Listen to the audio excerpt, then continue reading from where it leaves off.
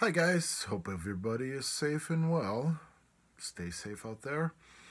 I'm going to pick up this video on chapter 6. This is the third in the series so far.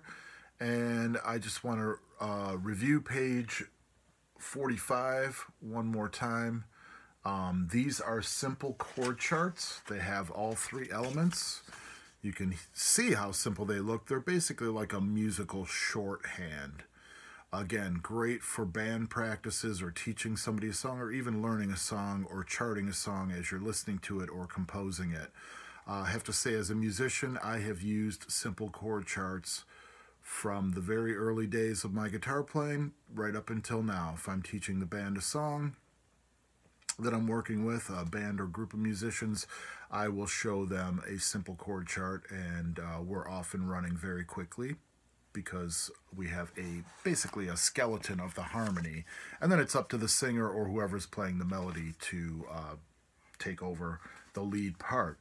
So again, I'd like to reiterate, and I'll go over the final a little bit more in further videos, but exercise number 1, possibly one of the easiest chord progressions you could play in this class, and certainly usable for the final exam, could be 25% of your final if you pick the option to pick your own chord progression. A little bit more difficult is the folia. Again, the folia, number 4 on page 45. And I'm just going to demonstrate a couple of things with the folia. Excuse me, for that one, we say that we want you to play the chord progression one time, strumming quarter notes, and then strumming a variation. So if I strum this chord progression, 2, 3, 1, 2, 3, 1, 2, 3. That's the required way, playing quarter notes.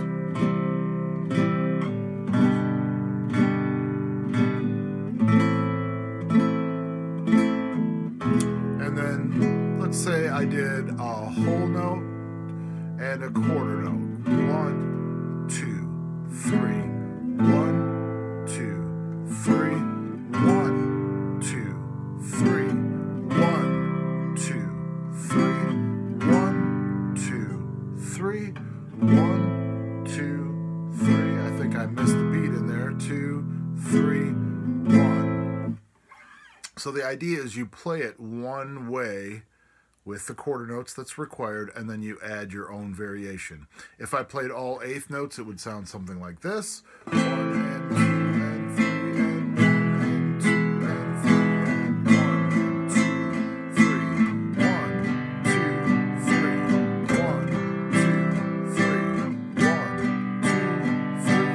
1, 2, 3. 1,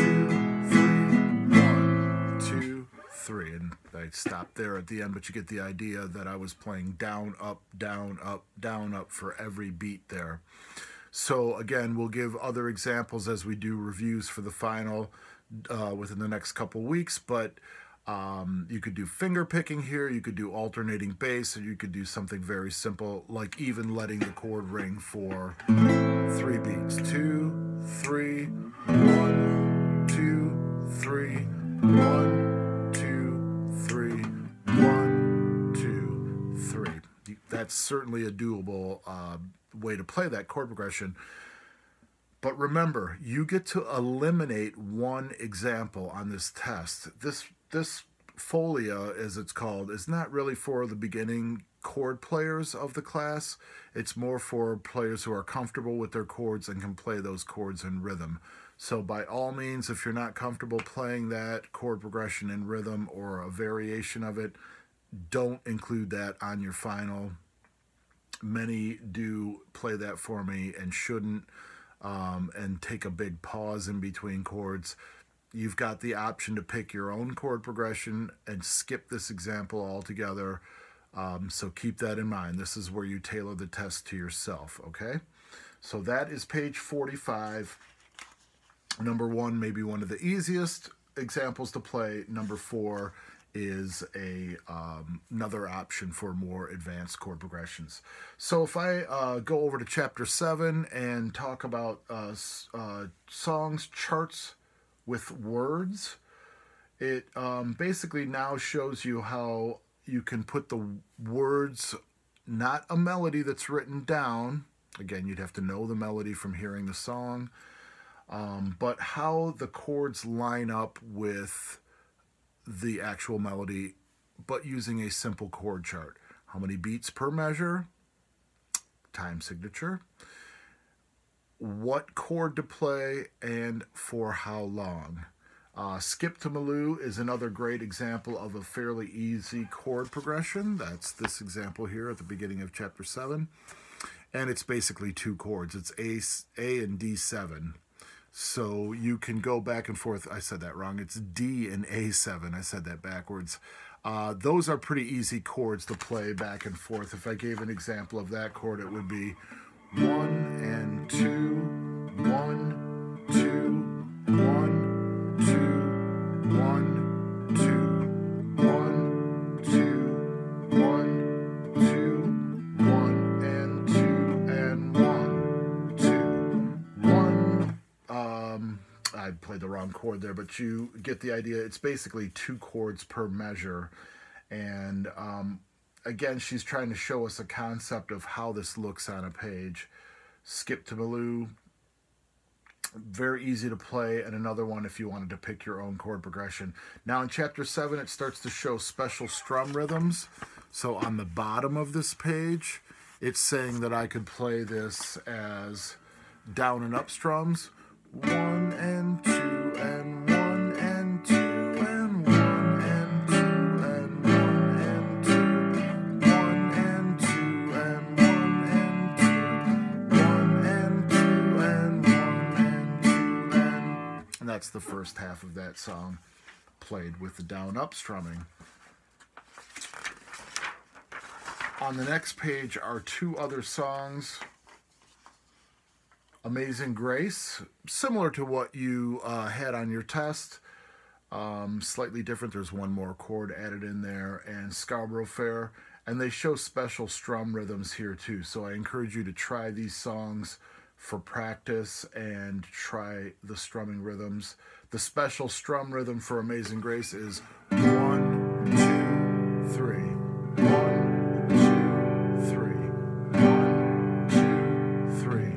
1, 2, 3. 1, 2, 3. That's the first line.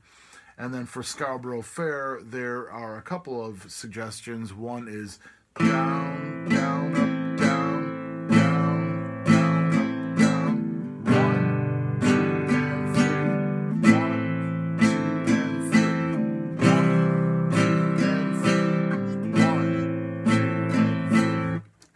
Easy strumming pattern would be the second one shown.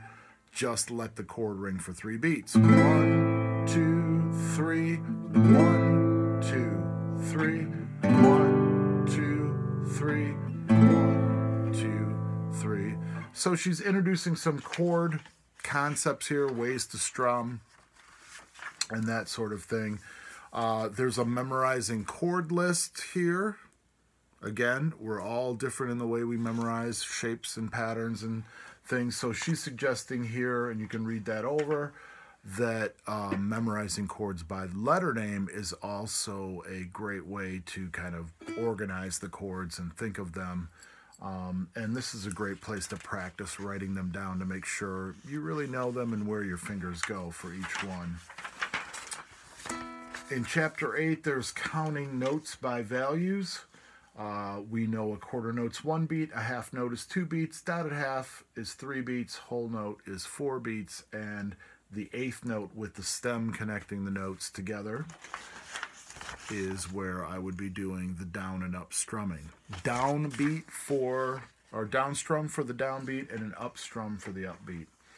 And then at this point, there are several examples given. Again, any of these could be used on page 50 and 51. I'm pretty sure I included that in your packet. If not, I'll have PDFs available for all this stuff. 50 and 51, those are all usable for your final exam on the you pick option. So there are some great ones, G and D7.